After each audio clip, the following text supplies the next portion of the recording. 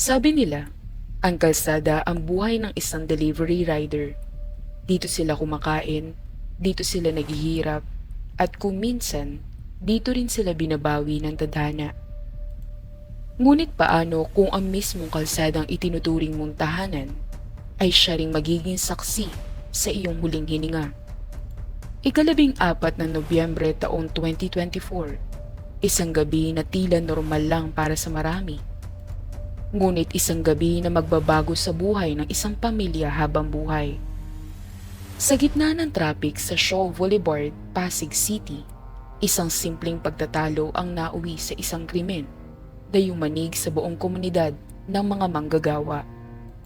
Walang kaalam-alam na sa isang iglap, ang isang pangalang nakarehistro sa isang app ay magiging susi sa paghahanap ng hustisya na tila imposible nang makamit. Ito ang kwento ni Elias Macapagal, ang rider na hindi nakauwi, at ang kanyang laban sa loob ng 4 na sulok ng korte. Si Elias, 34 na taong gulang, ay isang haligi ng tahanan para sa kanyang asawang si Elena Macapagal at 2 anak. Siya ang tatay na handang magsakripisyo para sa kinabukasan. Kilala siya ng kanyang mga kasamahan sa bawat hub bilang isang taong mapagtimpi, iyong rider na umiiwas sa gulo at nakatuon lang sa pag-abot ng kota. Sa kabilang banda ng kwentong ito ay si Ricardo Dizon, isang lalaking nagpakilala bilang Rico Santos sa isang popular na delivery app. Ngunit sa likod ng huwad na pangalang ito ay isang nakaraang puno ng galit at mga kasong nakabinbing sa ibang mga probinsya. Alas 9 ng gabi, abala si Elias sa paghahatid ng kanyang huling order sa isang masikip na intersection malapit sa isang mataong mall sa Shaw Boulevard. Nagkaroon ng near miss o muntikang pagbangga sa pagitan ng motorsiklo ni na Elias at Ricardo. Ang dating ayos na daloy ng traffic ay biglang nagbago. Ang mga bintana ng mga sasakyan ay nakasara, ngunit ang tensyon sa labas ay ramdam ng lahat. Hindi ito isang simpleng away kalsada. Ito ay isang pagtatagpo ng dalawang magkaibang mundo. Ang isang manggagawang nagtatrabaho ng marangal at ang isang taong ginagamit ang teknolohiya upang itago ang kanyang tunay na pagkatao. Habang nagkakainitan, hindi nakala ni Elias na ang simpleng pag-iwas sa disgrasya ay mauuwi sa isang karumal-dumal na pagtatapos ng kanyang buhay sa mismong kalsada na nagbibigay sa kanya ng kabuhayan. Walang babala. Sa gitna ng abalang kalsada, bumaba si Ricardo mula sa kanyang motor. Sa mga dokumentong inilabas ng mga otoridad, inilarawan ang pangyayari, isang mabilis at kalkuladong pag-atake. Habang nagtatalo dahil sa pagkakagitgitan, hawak ni Ricardo ang isang patalim na lingid sa kaalaman ng mga nakakita. Sa isang iglap, tumagos ang bakal sa katawan ni Elias. Walang boses, walang sigaw na narinig dahil sa ingay ng paligid at pagbuhos ng ulan noong gabing iyon. Nakita lamang si Elias na napaluhod. Ang kanyang reflectorized vest ay unti-unting nababahira ng pula.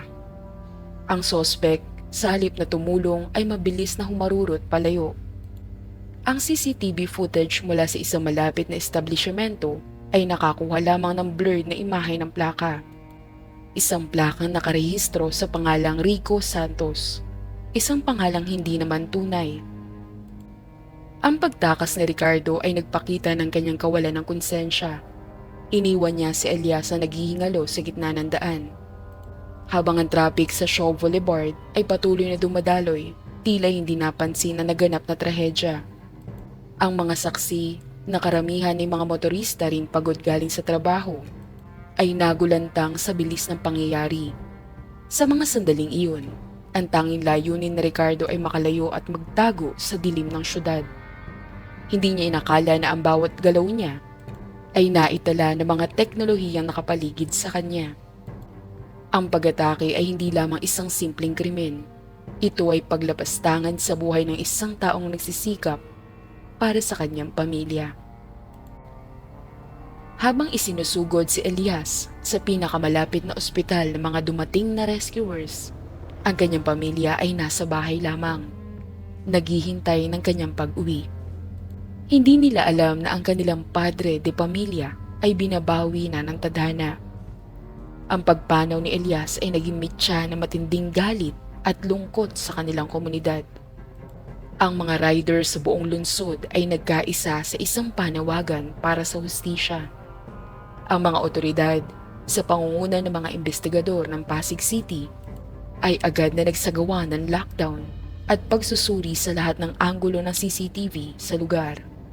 Ang insidenteng ito ay hindi lamang naging usap-usapan sa kalsada, kundi naging hamon sa kapasidad ng batas.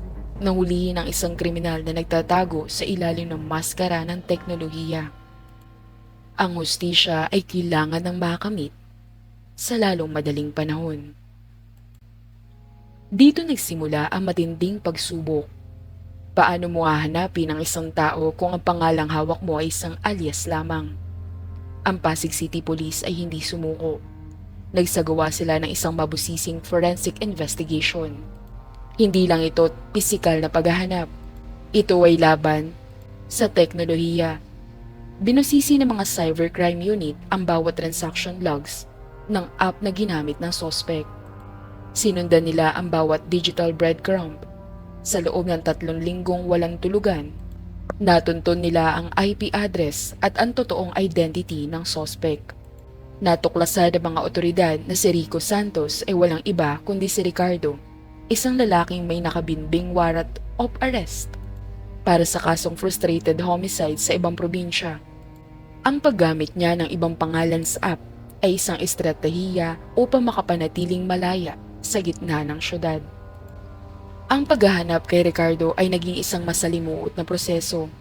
Ang mga pulis ay kinakailangan pang makipag-ugnayan sa tech support ng nasabing delivery app upang makuha ang mga detalye ng rehistradong SIM card at e-wallet na ginamit ni Ricardo. Ang bawat login at logout sa app ay nagbigay ng mga pahuyatig kung saan siya madalas tumatambay.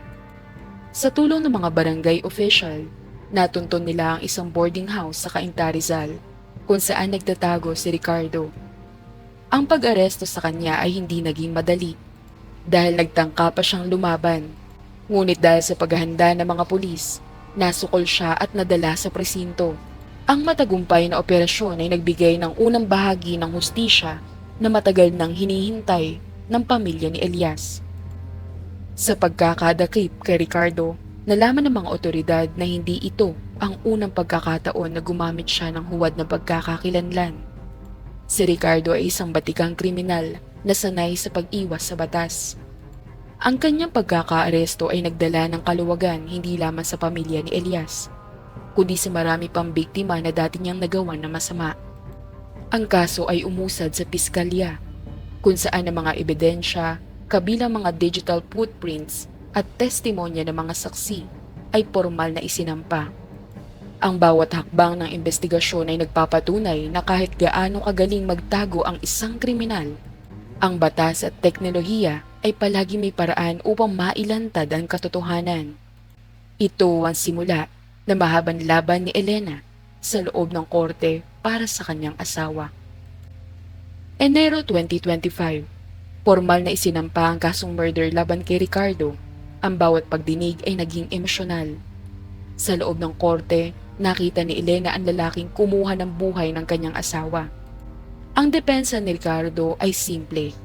Pagtanggi, sinabi nitong hindi siya ang nasa CCTV at nasa bahay lang siya noong mga oras na iyon. Ngunit ang teknolohiya ay hindi nagsisinungaling. Ang mga metadata mula sa kanyang cellphone nagpapatunay na naroon siya sa eksaktong lokasyon ng krimen. Ang testimonya ng isang saksi na nakakita sa natatanging helmet na may marka ng isang delivery company at ang digital trails ay nagsama-sama upang bumuo ng isang hindi mapapasinungalingang katotohanan sa harap ng hukom. Ang abogado ni Elena ay nagpresenta ng mga ebidensya nagpapatunay na ang pagpatay ay may treachery o pagtataksil dahil hindi handa si Elias at ang pag-atake ay biglaan. Ang bawat pahina ng transcript ng korte ay nagsisilbing paghimay sa huling sandali ni Elias sa bawat paghaharap. Nakikita ang kawalan ng pagsisisi sa mga mata ni Ricardo na lalong nagpabigat sa loob ng pamilya ng biktima. Gayunpaman, ang hukom ay nanatiling patas at nakatuon lamang sa mga ebidensyang iniharap sa kanya. Ang mga cyber forensic expert na tumestigo ay nagbigay ng malinaw na paliwanag kung paano nila natuntun ang bawat galaw ni Ricardo na nagpabulaan sa lahat ng kanyang mga alibay. Ang proseso ng paglilitis ay dumaan sa iba't ibang yugto, mula sa arraignment hanggang sa cross-examination. Si Elena, sa kabila ng kanyang matinding pighati, ay tumayo sa harap ng korte upang magbigay ng pahayag tungkol sa epekto ng krimen sa kanilang pamilya. Ang kanyang boses, na puno ng sakit ngunit matatag, ay yumanig sa loob ng silid hukuman. Ang mga ebidensya laban kay Ricardo ay sapat na upang mapatunayan ang kanyang sala sa harap ng batas. Hindi naging madali ang bawat pagdinig, ngunit ang determinasyon ng pamilya at ang husay ng mga taga-usig ay nagbigay ng pag-asa. Ang korte ay naging saksi sa katotohanan na hindi kailanman magtatagumpay ang kasamaan sa huli. Ang bawat pangyayari ay naitala na maayos upang masiguro ang makatarungang hatol para kay Elias.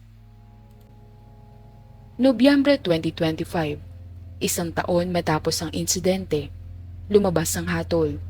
Sa harap ng hukom, binasa ang sentensya. Reclusion perpetua, walang parol. Hindi man maibabalik ng hatol na ito ang buhay ni Elias.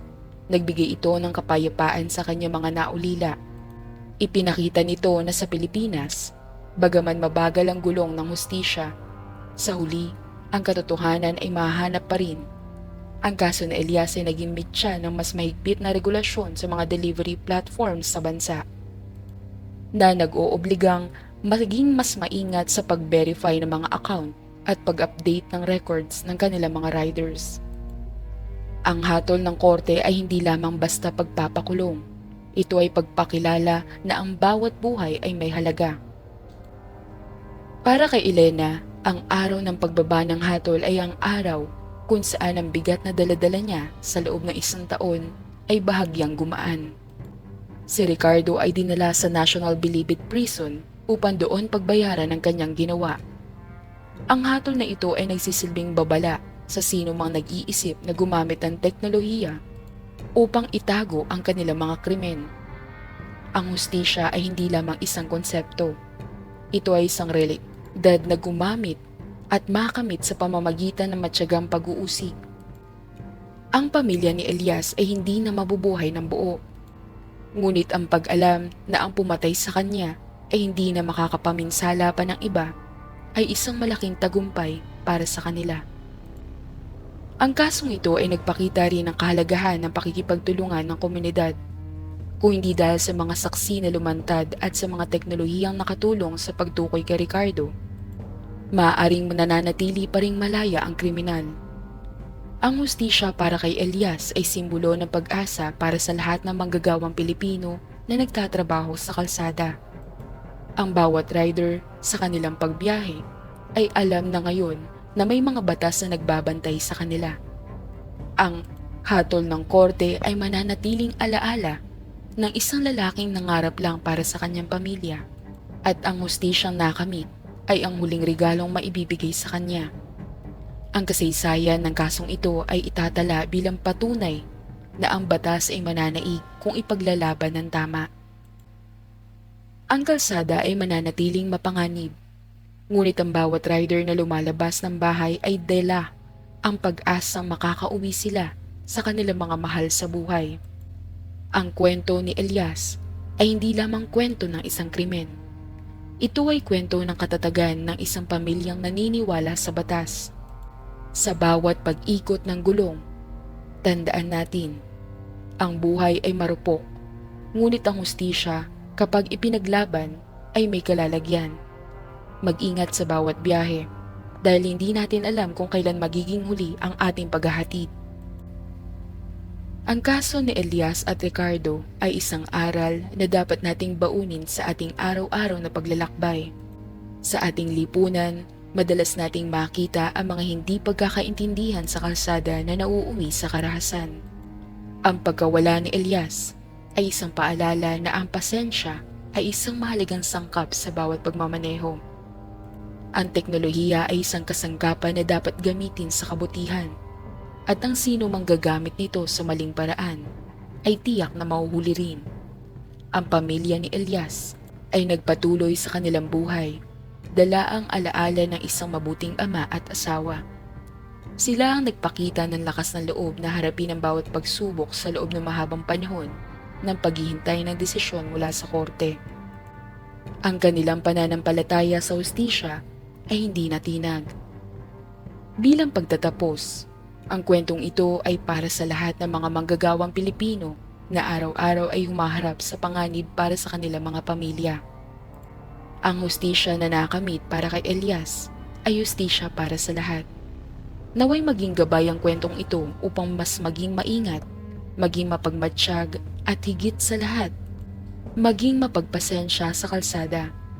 Huwag nating hayaan na ang galit ang maghari sa ating mga puso. Tandaan, sa bawat pag-alis natin ng bahay, ang ating pamilya ang lagi naghihintay ng ating pagbabalik. Ang kwentong ito ay isang pagpupugay sa buhay ni Elias Macapagal. Salamat sa inyong pakikinig sa tunay na kwentong ito ng hustisya. Huwag kalimutang mag-ingat sa inyong mga biyahe at huwag gahayaan ang anumang krimen ay manatiling walang kasagutan sa harap ng ating batas at lipunan. Hustisya ang laging mananaig.